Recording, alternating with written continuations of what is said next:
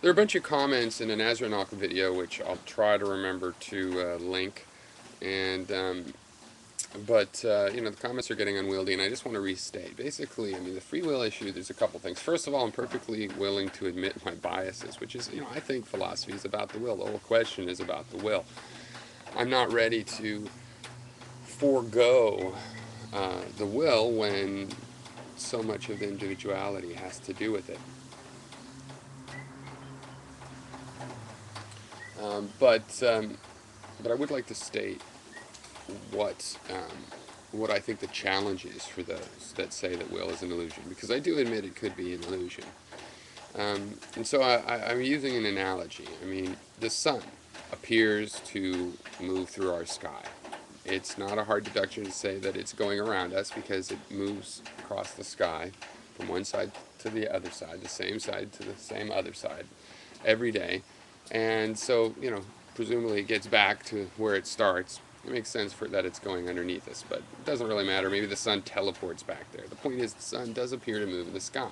And we now know that's an illusion.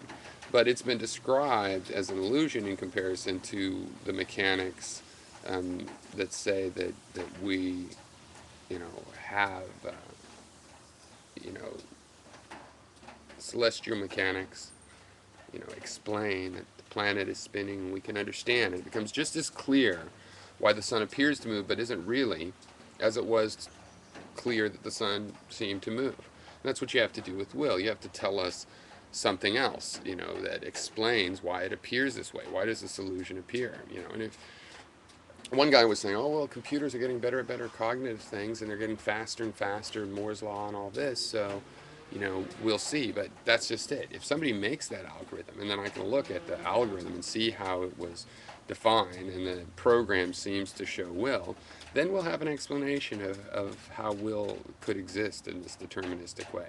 We don't have that yet. You know, so you can say, oh, look, it's going to happen, but I don't know. I've worked and studied AI some, and I don't think we're that close to that happening. I don't think it's just a matter of faster computers. I mean, that's one of the issues, but there's other issues. But you know, you're right. You can place your faith in that, but that hasn't happened yet. We haven't just demonstrated in a computer program. Um, so I want to see that demonstration, you know. And another thing you could answer that would tell me something is, you know, a stick when it's flowing down a river gets to a fork in the river, and you know it kind of appears to choose. It's not hard to imagine the stick as a boat going down the river and choosing which way to go. And but I have physical explanations that explain that no, really, it's determined just by the physical forces.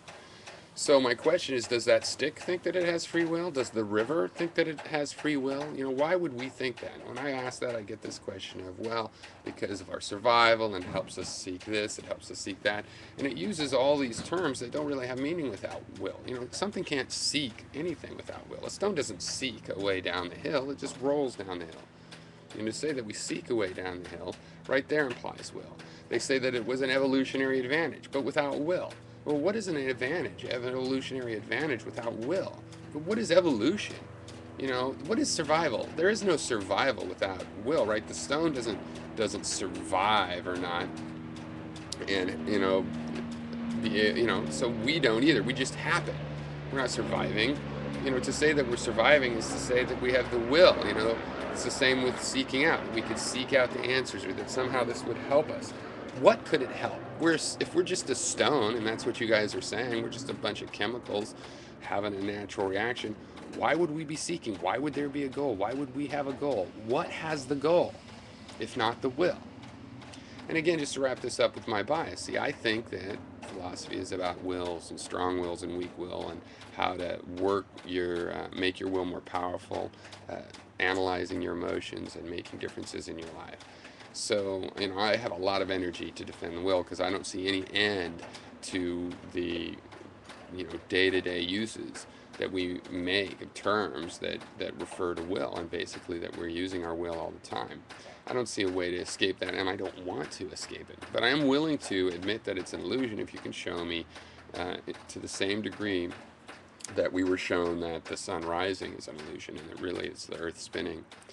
if you can show it to that degree, then I think you'll be doing pretty well. Even if I'm stubborn and don't get convinced, I mean, it should be a convincing argument that works for others. So, um, I am predisposed towards a willful solution to these problems, and I don't see how people can live without using their will.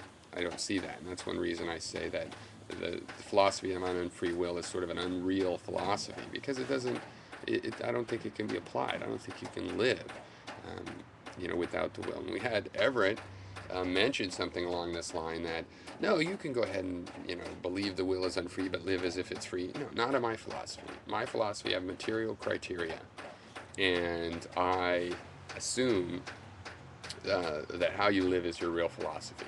What you say is your playthings. That's might be interesting, but it's your playthings. Your real philosophy is the one you live by. You know.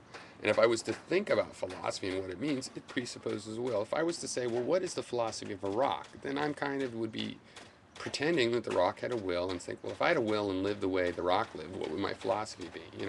If I was a spider,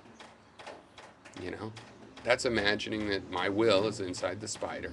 I might be smart enough to know something about the kinds of eyes and senses that a spider has, or if I'm pretending to be a bat, I know that, okay, I'm blind, but I'm taking my human will, I'm pretending it's in there, maybe I'm modifying it or masking it or pretending that I have different senses and trying to, but basically I'd be putting my will in there. To even ask, what is the philosophy of the spider's way of life, is to say if there was a will there, because if it's just a phenomena, there's no philosophy. There's no philosophy, there's no seeking, there's no survival, none of those things. But regardless, I'm willing to give up those terms or reinterpret them in a new way if you can demonstrate why the will appears to rise.